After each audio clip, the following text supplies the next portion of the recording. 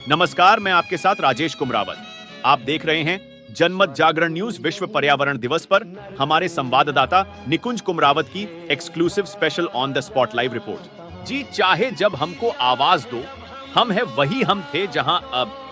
गीतकार शैलेंद्र के गीतों की है पंक्तियां शायद यही कह रही हैं। पहले हम जहां थे आज भी वही है, आप आवाज दो हम यही।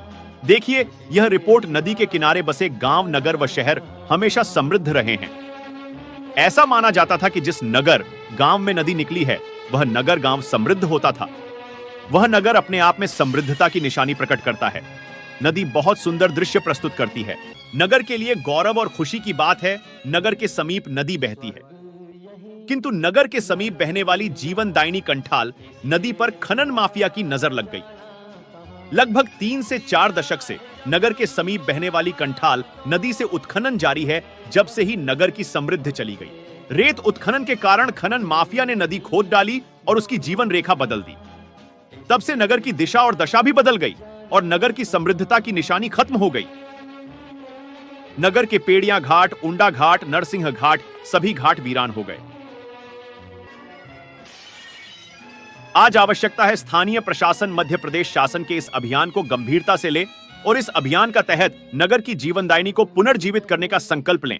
तब नगर में इस अभियान की सार्थकता सिद्ध होगी और नगर की जीवनदायिनी कंठाल नदी अगर पुनर्जीवित होती है तो नगर की समृद्धि वापस आ सकती है।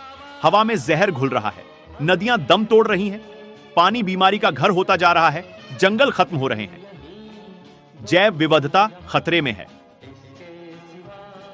पर्यावरण दिवस पर होने वाली चर्चाओं का मसौदा आमतौर पर ऐसा ही होता है। हो भी क्यों नहीं, इसमें बहुत हद तक सच्चाई है, लेकिन सिर्फ चिंता जताने से हम अपने पर्यावरण को बचा नहीं पाएंगे। हर जगह कुछ लोग पर्यावरण को बचाने में लगे हैं। जरूरत है तो इन कोशिशों के साथ कड़ी से कड़ी मिलाने की, क्योंकि स्थिति भले ही खराब है, लेकिन अभी देर नहीं हुई है। इसी सोच को ध्यान में रखते हुए जनमत जागरण टीम उम्मीदों की रोशनी जगा रही है। मनुष्य को ईश्वर का दिया हुआ सबसे नायाब तोहफा है प्रकृति। इस तोहफे की साज संभाल मनुष्य सहजता से कर ले। इसलिए हमारे धर्म में धरती को माता, नदियों को देवी और वृक्षों को देवता की संज्ञा दी है। हर धर्म इंसान को पर्यावरण और प्रकृति की रक्षा करने का सबक देता है, लेकिन कोई इसका पालन नहीं करता। अपने धर्म के इन सिद्धांतों का यदि हमने 50% भी पालन किया होता तो शायद आज हमें अपनी धरती पर आने वाले भावी संकटों की चिंता न सता रही होती। यदि हम धर्म की आड़ में प्रकृति को पहुंच रहे नुकसान की गंभीरता को स्वीकार करें, तो ही हम सरकार द्वारा चलने वाले तथा सामाजिक संगठनों द्वारा चलाए जा रहे हैं अभियान या विश्व पृथ्वी दिवस, विश्व पर्यावरण जैसे दिवस मनाना हमारे लिए सार्थक होगा। माफिया ने रेत निकाल निकाल कर नदी में जगह जगह गड्ढे कर दिए हैं, दोनों छोर खोखले कर दिए हैं, जिससे पानी के साथ मिट्टी का कटाव भी हो रहा है। गड्ढे में लोग फंसने से जान गंवानी पड़ रही है, वहीं जानवर भी मौत मार रहे हैं। आपको बता दें कि जल स्रोतों के संरक्षण एवं पुनर्जीवन के लिए मध्य प्रदेश सरकार की पहल जल गंगा संवर्धन अभियान, जो कि 5 जून विश्व पर्यावरण दिवस से 16 जून गंगा दशहरा तक चलाया जा रहा है।